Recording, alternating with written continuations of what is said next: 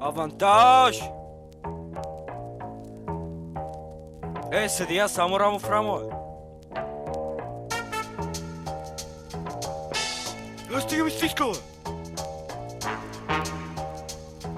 Стига ръгъл, бе! Влади, раздава авантажи. Влади, подкупения съдия. Авантаж! Двама се топят, става бой, страшен бой, нелегален! Един човек е на земята, върху него седят общо 6 човека, общо 240 килограма. Не, брат, няма нелегален. Не ми стискай, нелегален!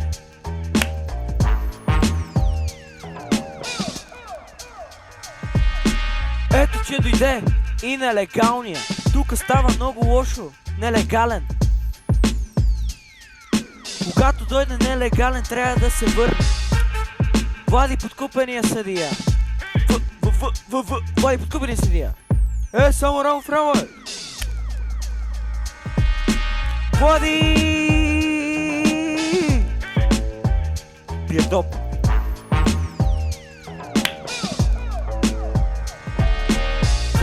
Влади, раздава авантажи.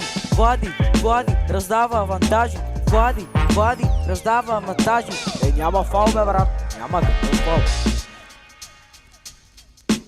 Първо Любен Каравелов падна, после Добричин Тулов. Двоен сейф, няма никой. Рамка 10 евро.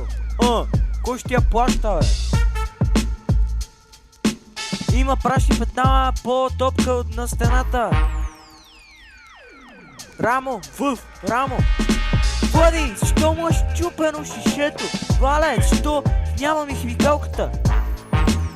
Беше рамо в рамо, само рамо в рамо. Чиновете са в другия край на стаята. Съблекалнята. Шкафовете падат. Госпожо, климатика падна. Не, госпожо, печката в съблекалнята. Рамо в рамо или хедлок. Авантаж!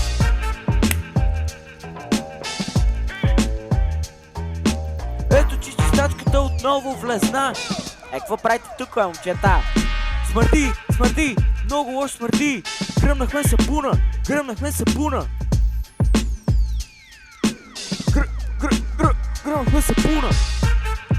Седа в кенеф. Леко назирам, виждам ивката и сапуна на нея. Виждам как сапуна е тройна големина. В следващия момент затварям аз вратата. Отварям вратата и гледам Ники най-отпред.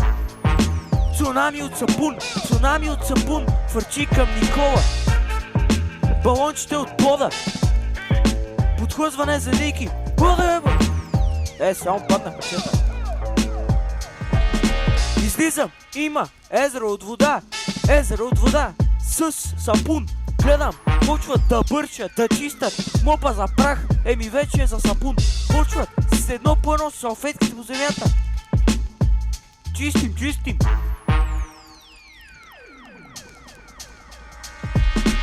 Тео и колко закъсняха за немски, защото чистиха кенефа половин час. После дойдохме и ние и продължавахме да стържиме. Никой не ни хвана, нито Попов влезе. Никой не влезе. Дори чистачката не влезе. Как ще това тайминг? Авантаж! Сапун. Батара гръмна сапуна.